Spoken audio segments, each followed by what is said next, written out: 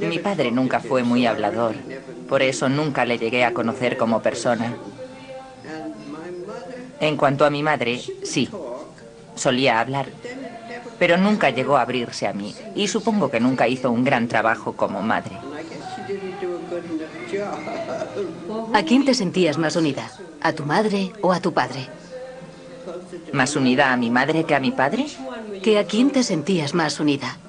Creo que estaba más unida a mi madre. Sí, suele ser así. ¿Estabas muy unida a tus padres? Estaba más unida a mi madre. ¿Ah, sí? ¿Y sabes quién era mi madre? Tú. ¿Yo era tu madre? Sí. ¿Quieres decir que yo le caía bien a tu madre y ella decidió que yo debería estar en tu vida? Tú eres mi madre. ¿Y cómo puedo ser yo tu madre? ¿Lo eres? No sé cómo. No lo sé. Algo debió salir mal. Por decirlo así, hicimos algo particular. Pienso que algo debió ir bien. Así es como todo funciona. Sí, así es como todo funciona. Cuando llega el Alzheimer.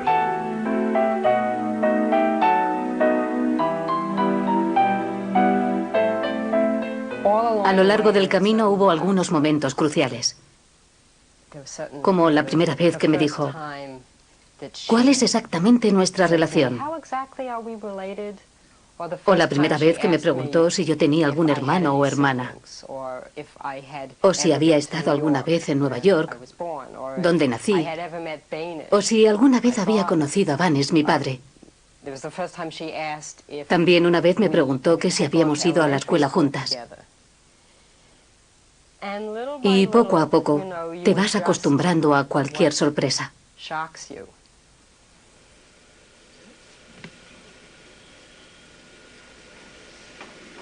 No, está bien, no llevo puesto el audífono. ¿No? Sí, y ahí es donde están los pequeños, ¿cómo los llamas? ¿Remolinos? Sí, remolinos, pequeños nudos. Cuando mi madre tenía alrededor de 70 años, empezó a tener lo que todo el mundo llamaba problemas de memoria. Pero era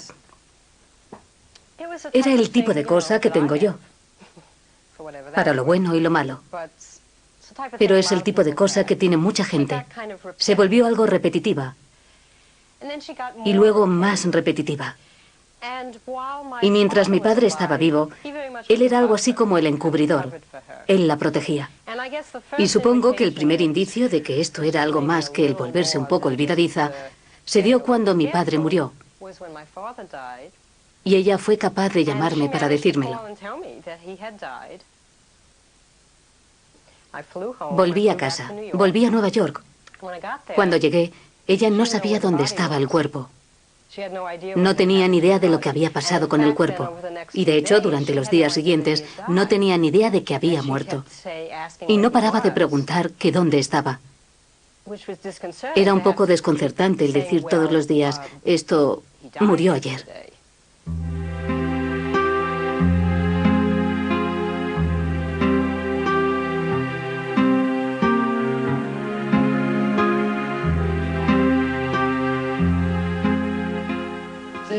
De todos modos, las cosas no eran fáciles para él últimamente.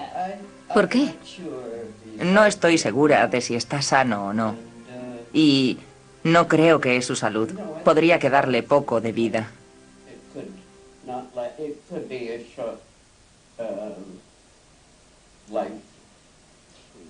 Mamá, Vanes murió hace unos 5 años. Sí, y nadie nos lo dijo. ¿No fue así? No, tú lo sabías. Estabas allí cuando ocurrió. Y por supuesto ya no está desde entonces. Sí. Sí, ya me doy cuenta. Fue una época borrosa para cada uno de nosotros. Cada una teníamos una relación diferente con Vanes. Y entonces se fue. Y luego se transformó en una persona diferente. Sabíamos que había muerto y nunca volvió. No podía. Claro. No fue fácil. Y una no puede cambiar a la gente. Se fueron.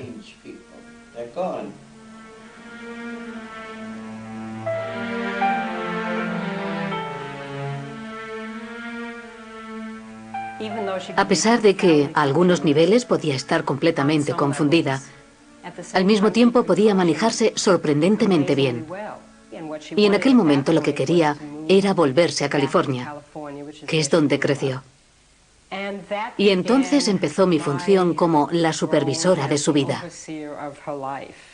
Debbie, Yes, you're here. she's taking a picture of both of us. Just now we're going to get it. Oh, no. So look at Francis. Okay, I got it.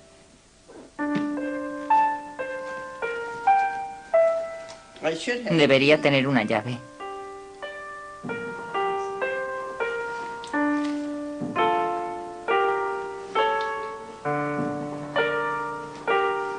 No encuentro nada. Una vez que se dio cuenta de que tenía un problema con su memoria, lo intentaba compensar. Escribía acerca de todo. Tenía todo tipo de notas para acordarse de las cosas.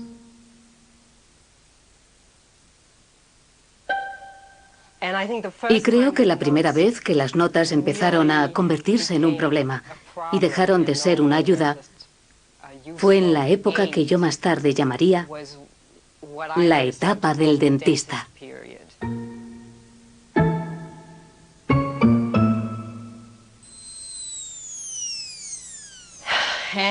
La etapa del dentista empezó porque tenía algo mal en una muela.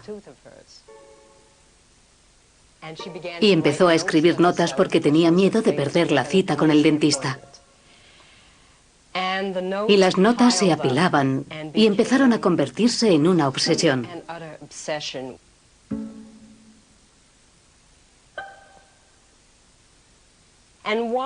Y mientras el asunto de la muela estaba pendiente, era lo único importante para ella.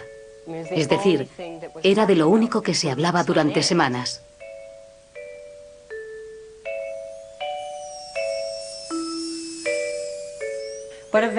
Al final pidió la cita. Se ocuparon de su muela. Y en lugar de dar por zanjado el tema, este iba en aumento. Y empezó a ir al dentista todos los días, sin ningún motivo. Así, cada mañana llamaba a mi madre y le decía: hoy no tienes que ir al dentista. No tienes que hacer nada. No vayas a ningún sitio. Quédate en casa. Yo le suplicaba y parecía que ella lo entendía. Me decía: tienes razón. ¿No tengo que ir? Vale. Hoy no tengo cita. Me quedaré en casa. Colgaba el teléfono y estaba orgullosa de mí misma y pensaba: lo he hecho. Pero literalmente media hora más tarde el dentista me llamaba y me decía que estaba allí. Y entonces el audífono se rompió.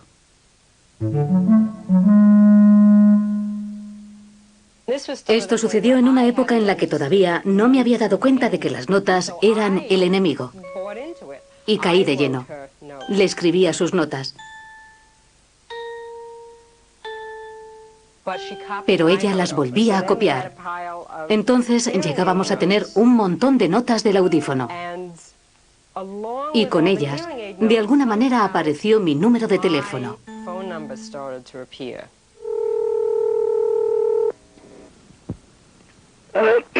Debbie, this is your mother, and I wondered what the latest was on the hearing aid situation. Let me know when you have time. Thanks.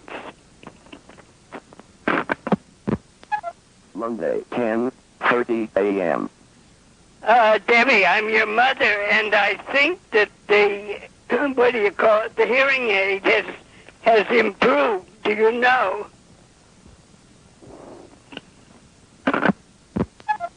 Monday, 10:35 a.m.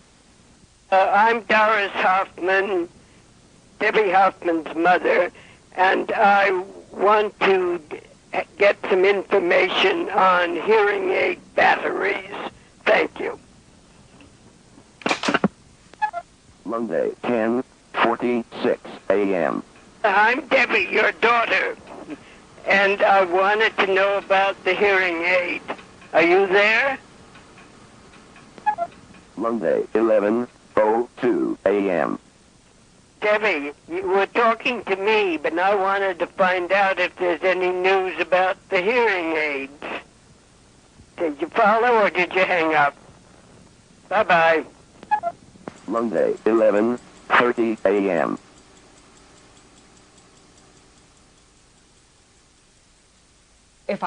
Estaba en casa y cogí el teléfono e intenté explicarle. Tu audífono se está reparando. Vete a buscar la nota que te he dejado. No pude haber dicho nada más desastroso que eso por muchas razones. Primera, porque dejó el teléfono y allí estaba yo al otro lado y le acababa de mandar a su piso. No iba a recordar lo que estaba buscando.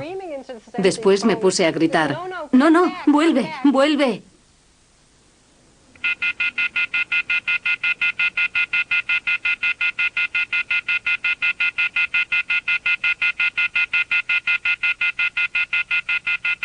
Hello, Debbie. I've been waiting outside of my apartment. I hope everything's going well. And call me back. I'll be outside my apartment. Thank you.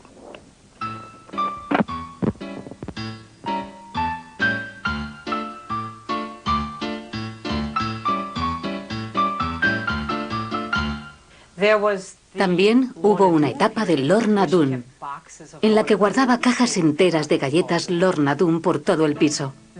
También hubo una etapa de la pedicura, muy parecida a la etapa del dentista. También pasamos por la etapa de la entrada, en la cual, si tenía un trozo de entrada de un espectáculo que ya había visto, lo cogía e intentaba volver constantemente a ver el espectáculo. En esta etapa, cada final de mes, se creía que no había recibido su dinero y escribía cartas a todo el país tratando de conseguir su cheque. En la etapa del plátano, se comía docenas y docenas de plátanos sin darse cuenta de que se había acabado de comer uno. Su vida estaba fuera de control. Mi vida estaba fuera de control. Se me hacía cada vez más difícil poder tener una vida normal. Mis días se dedicaban cada vez más a contener la situación. Estaba tan histérica con el asunto de las notas que iba a su piso equipada con tipes y borraba todo lo que ella había escrito en el calendario.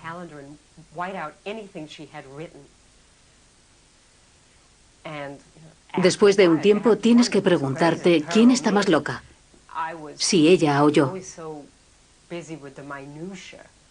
Yo siempre estaba tan ocupada con minucias tipo, no tienes que ir al dentista o tu cheque ya ha llegado ayer, que nunca podía dar marcha atrás e imaginarme la situación al completo para pensar qué era lo que le estaba ocurriendo.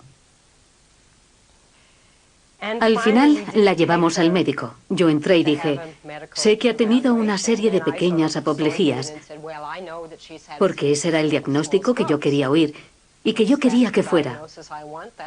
Ellos me siguieron la corriente y dijeron, bueno, ya decidiremos nosotros qué es lo que tiene. Me dijeron que no. No está dentro del grupo de riesgo de apoplejía. Probablemente nunca tenga una apoplejía. Tiene Alzheimer.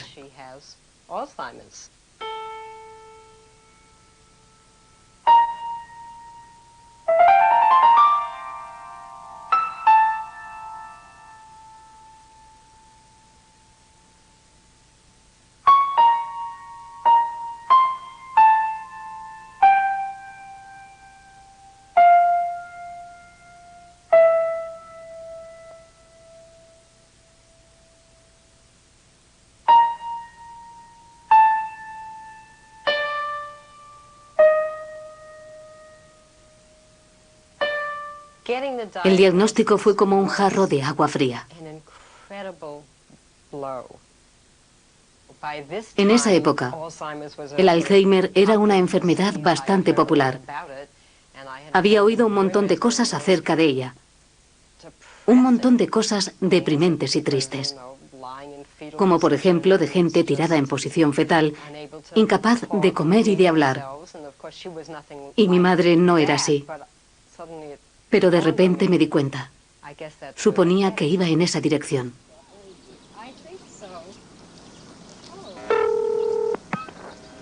Hello? Hi, it's Debbie. Hi, Debbie. How are you? Fine, how are you? Fine. And I don't know why we don't get together more often, but we don't seem to.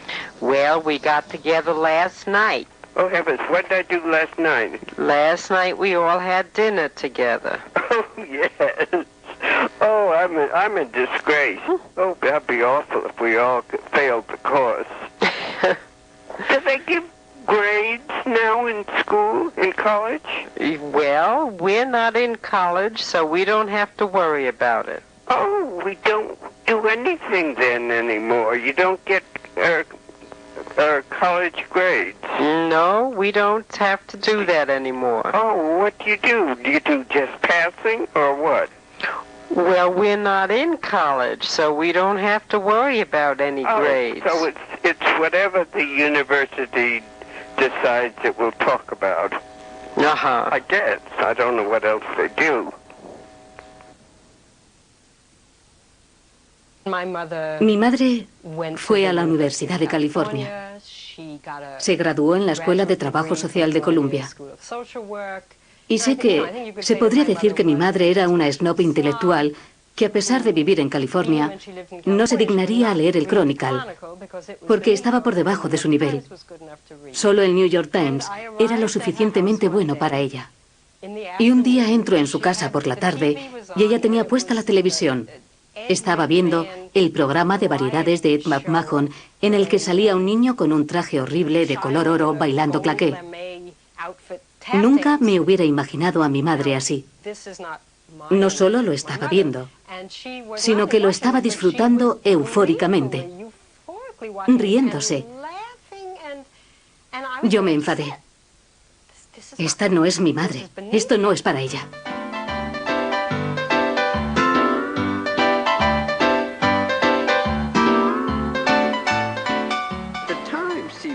Parece ser que el tiempo pasa de manera diferente. ¿Qué edad teníamos cuando éramos de mediana edad? Creo que yo soy de mediana edad, porque yo tengo 45 años. Tú tienes 45 años. ¿Eso es mediana edad? Y yo debo de estar cerca de los 50 años. Eres algo más vieja. ¿De veras? Entonces 50 y algo. 60. ¿Sabes cuántos años tienes? 84. ¿Tengo 84 años? Nunca lo hubiera pensado, Debbie. No he pensado en mi edad durante muchos años.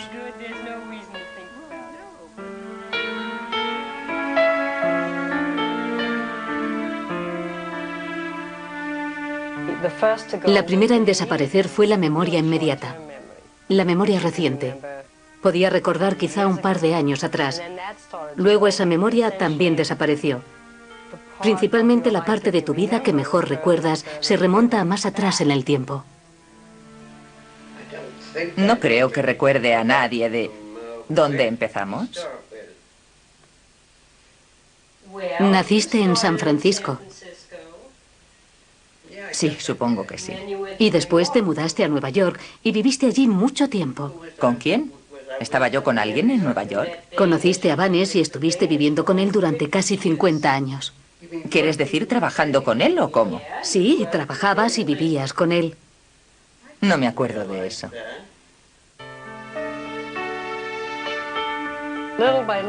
Poco a poco, los únicos recuerdos restantes eran los de su infancia y los del principio de su madurez. Recuerda bastante bien a sus padres. Pero lo que yo conozco como su vida, es decir, mi hermano, mi padre, yo y los más de 50 años en Nueva York, desaparecieron de su memoria o se convirtieron en un soplo de recuerdos que le venían de vez en cuando. Es algo borroso, algo que me resulta muy duro de admitir.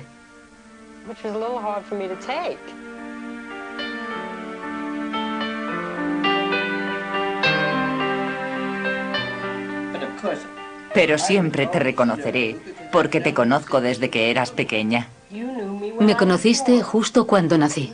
¿Sí, de veras? ¿Estaba al otro lado de la calle o algo así? ¿Dónde naciste? ¿En qué calle? En la calle 169, en Flushing. Ahí es donde vivíamos todos. Exacto. La calle 169, sí. Entonces te conocí. Conocí a Francis, conocí a... espera un momento.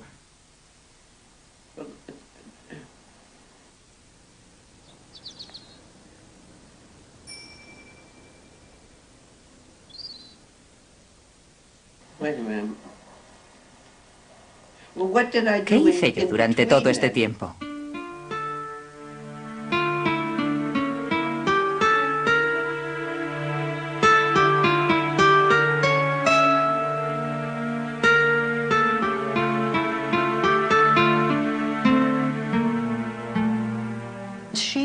Parecía que, por épocas, por etapas, ella sufría mucho. Por culpa de la confusión, por sentirse estúpida, avergonzada e incompetente. Debbie, darling, I am your stupid mother. I got everything mixed up. I didn't do anything I wanted to do or didn't do. And we didn't have a lovely outing and all sorts of things because I can't remember from one minute to the next what I do and don't do.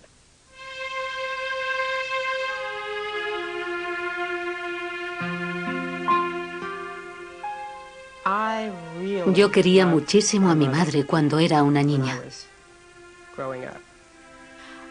Me sentía muy querida por ella. Pero con el Alzheimer, tiene épocas en las que está realmente hostil.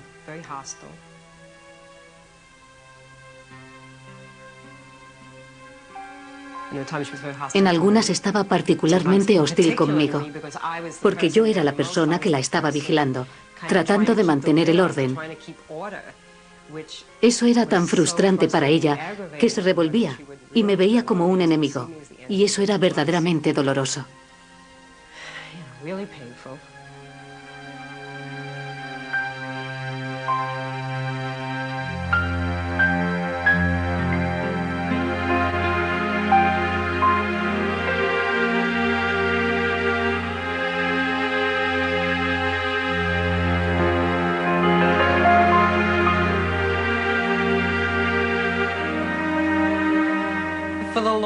Durante bastante tiempo, yo todavía insistía en que lo realmente importante era la verdad, la realidad. Ella me decía que estábamos en abril, cuando estábamos en mayo. Y yo le decía, no, estamos en mayo. Pero llegué a darme cuenta de que yo estaba fuera de control. Es decir, ¿qué más da? Para empezar, si dice es mayo, al minuto siguiente no va a recordar que es mayo. Y además, ¿qué importa si ella piensa que estamos en abril? Si para colmo ella estaba convencida de que estábamos juntas en la hermandad de la Universidad de California, o que estábamos juntas en el colegio. Llegó un momento en el que me planteé, ¿por qué no? ¿Por qué no decirle, no he visto últimamente a ninguna de las chicas de Alpha Epsilon Pi, en lugar de decir, no fui a la universidad contigo porque soy tu hija y eres más vieja que yo? Fue una liberación el decir, no he visto a nadie de Alpha Epsilon Pi. ¿Y tú? Además, era hasta divertido. En aquel momento éramos dos viejas amigas tratando de recordar el pasado. El contenido no era lo importante. Lo importante era el sentimiento. Tú vas a estar aquí. y Francis, y yo, y... ¿quién más? Nadie más. Eso es todo. Y vamos a estar aquí. Va a ser maravilloso. Bien. No sé lo que es esto. Yo tampoco. Vosotras dos juntas. Sí, sácanos una foto a mí y a Debbie juntas. Vale, sencillamente sujétala y apúntanos. ¿Puedes vernos? Sí, veo a Debbie, veo a Francis. Aquí pone algo que no puedo leer. Sí, Francis.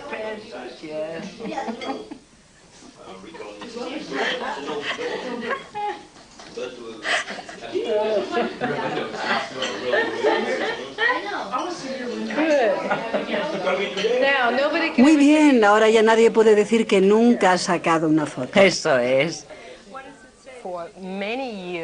Durante muchos años, ella era consciente de que estaba enferma y de que yo era gay. Y eso era algo que le enfadaba. Pero se informó del tema y se volvió más tolerante, aunque nunca estuvo realmente cómoda con ello. Pero cuando empezó con su enfermedad, todo se redujo a lo más básico. Y lo más básico era que yo tenía una amiga, Francis. Esta persona era muy amable conmigo. Esta persona me hacía feliz. Eso era bueno. Esta persona era buena con ella. Le hacía feliz. Eso era bueno. Todo era muy simple. Mi amiga Francis está siendo muy amable. Sí, está siendo amable. De cualquier manera la queremos. ¿Es la verdad? ¿Tú lo sabes? Yo lo sé. Y Francis lo sabe.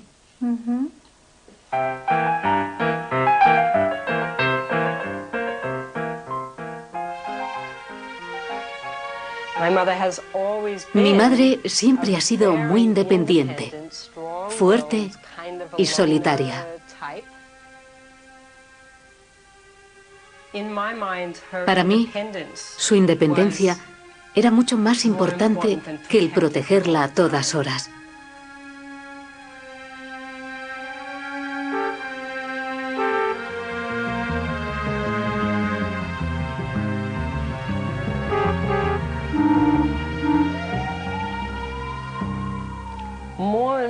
Pero empezaron a suceder más cosas que nos llevaban hacia una catástrofe.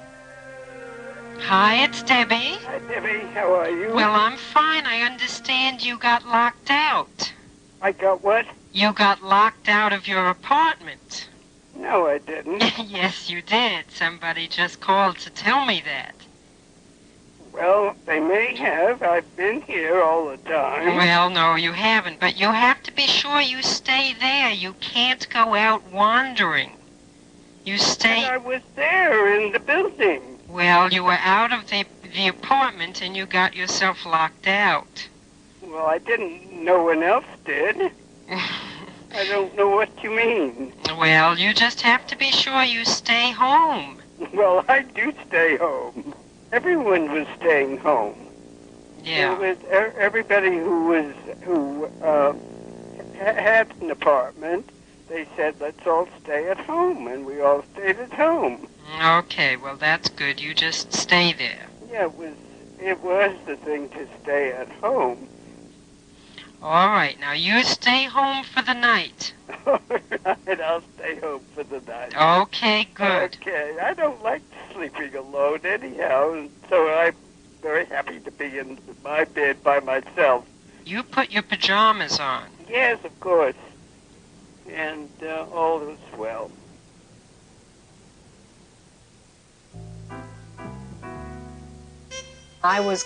Constantemente buscaba algún tema para que conectásemos. Una manera de saber lo que ella estaba pensando y sintiendo y de saber lo que yo debería de hacer. Pero se parecía más a una interpretación de sueños. Si alguna vez hubo una época que parecía tener algún significado, que parecía que me decía algo, era la etapa de la maleta. La etapa de la maleta empezó en el momento que ella sacó todas sus maletas y comenzó a hacerlas. Pero por el modo de hacerlas, no estaba muy claro el lugar a donde planeaba irse. Estaban llenas de todo y de nada. Sencillamente las llenaba hasta que no hubiera sitio para nada más. Por ello tuve que quitarle todo lo que pudiera contener cosas, y aún así, todavía encontraba algún modo de empaquetar algo. Yo pensaba, bueno, esto debe ser alguna manera de decirme algo. Me dice que se quiere ir a algún lugar, quiere mudarse, no se siente como en casa. Esta era una etapa con significado.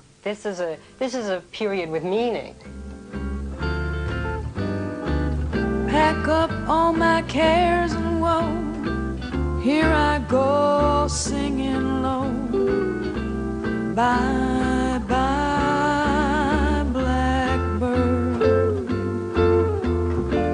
Where somebody waits for me. Sugar sweet, so is he. Bye bye blackbird. There's no one here to love and understand me. Oh, what hard luck stories they all hand me. Make my bed and light the light. I'll be home late tonight. Blackbird, bye-bye.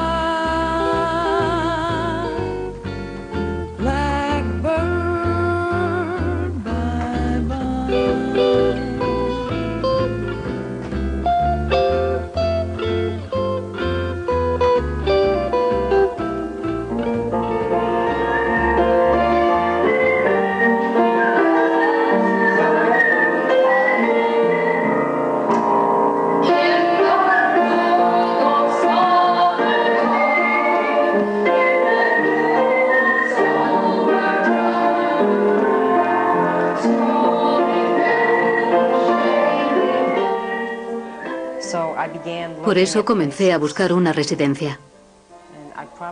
Posiblemente fui a 30 sitios. Era rastrero. En los lugares en los que aceptaban gente con Alzheimer, mezclada con otra gente, lo que hacían era, básicamente, drogar a los que padecían Alzheimer. Ponerlos en una silla de ruedas y atarlos. Pero finalmente llegué de rebote a un sitio que era exclusivamente para enfermos de Alzheimer y que les permitía tener su demencia de la manera que fuera. En el momento que entré, supe que ese sería el lugar.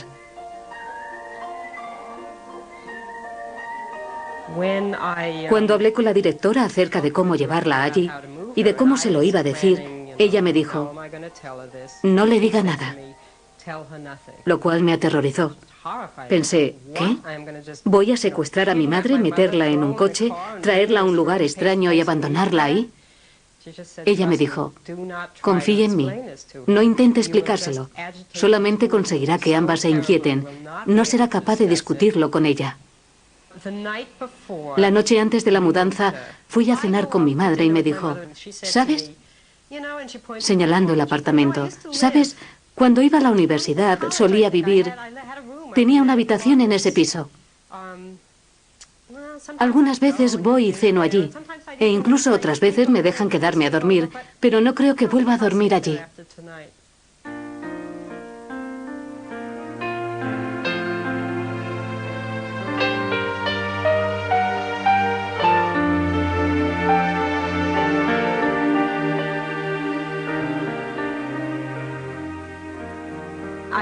Me sentí como, y creedme, no le había dicho ni una palabra. Tratamos de actuar igual que siempre. Sentí que lo sabía y que quería decirme, está bien, haces lo correcto.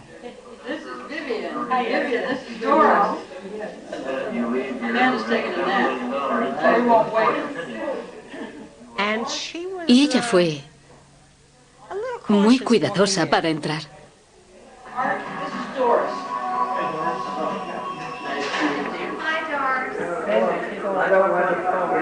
That's all right. Don't worry about it. Nothing's too important to come say hello to you. Inmediatamente la separaron un poco de mí. Supongo que el momento más difícil en mi vida fue cuando salí de ahí. Es decir, no sabía si de repente iba a sentirme aliviada, pero no fue así. Sentí que lo que había hecho era la cosa más horrible que podía hacerle a una persona. Y nosotras, Francis y yo, nos fuimos para casa. Y sencillamente nos tumbamos. Me sentía horrible.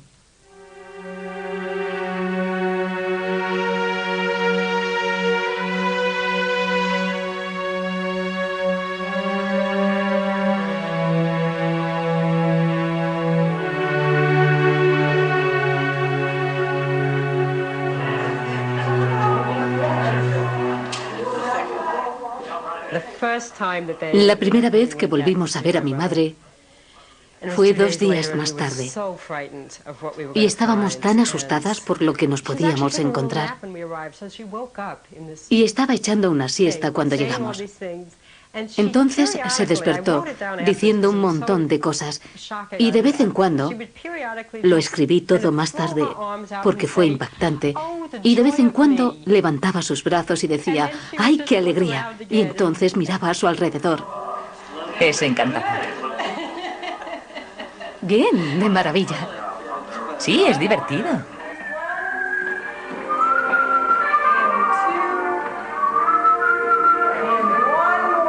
Vamos allá, una vez más. Estirad los brazos. Me llevó más tiempo a mí que a ella el acostumbrarme a su nuevo hogar. Ella se hizo a él instantáneamente. Al igual que al contemplarla viendo el show de Ed McMahon en la televisión, el verla por primera vez con una camiseta y unos pantalones de chándal fue difícil para mí. Tenía que ir acostumbrándome a estas cosas, pero finalmente fui haciéndome a ello. N31, ese lo tenemos.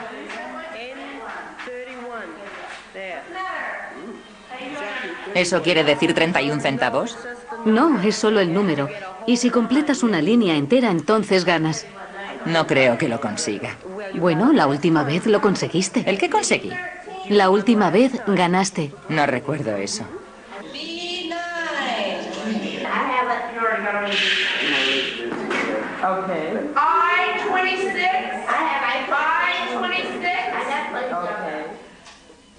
Al traerla a esta residencia, le trajimos algunos objetos que pensamos que serían importantes para que se orientara o para que recordara quién era, o algo así. Pero ella no los quería. Eran una fuente de estrés. Resultó que su piso solo representaba un foco de ansiedad.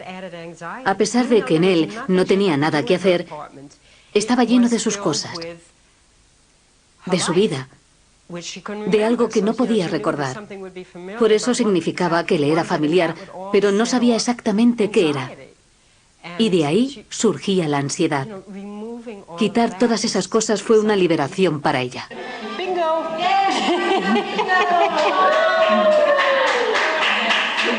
You got bingo. What did it say? Look, you got a whole line of them. Graham crackers, honey. You're the big winner today. And she was Y se quedó solo con algo de ropa que no era suya. Ni siquiera una cosa. Salvo su bolso. Y todavía se agarraba a su pequeño bolso. Pero lo único que tenía dentro eran unos clines y un penique. No conservaba nada de su pasado.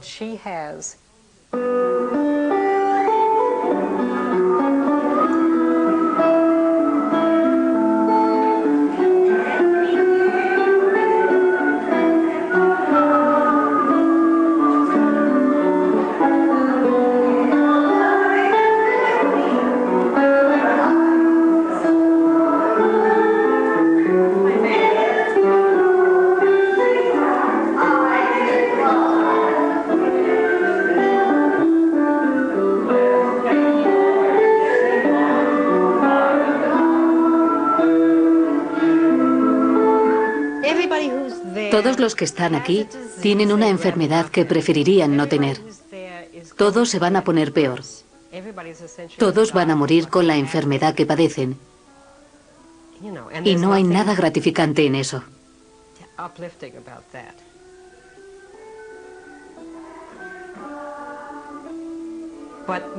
Pero una vez que aceptas las circunstancias, mi madre tiene Alzheimer y cada vez va a recordar menos cosas. Y puede que llegue a no saber ni quién soy yo. Si puedes aceptar eso, aún se puede disfrutar de la vida.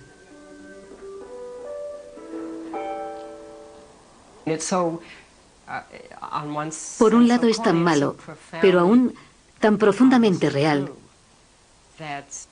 que gracias al amor mi madre está bien.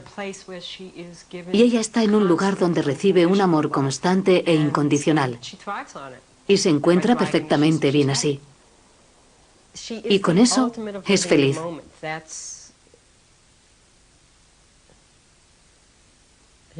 Ahora se encuentra en el final de su vida.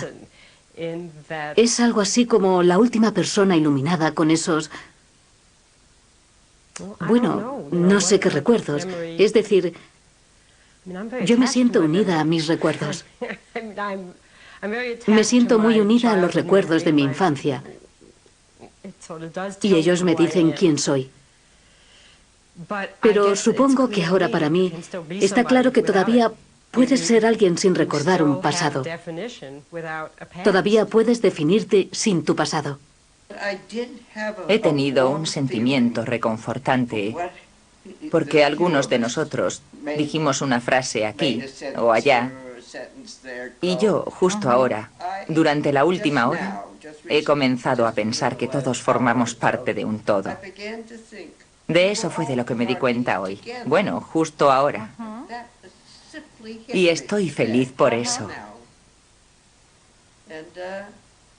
Y no estoy segura de si recordaré dónde vivió cada uno de nosotros. Pero hay algo cercano que todavía está conmigo. Y me siento agradecida por ello.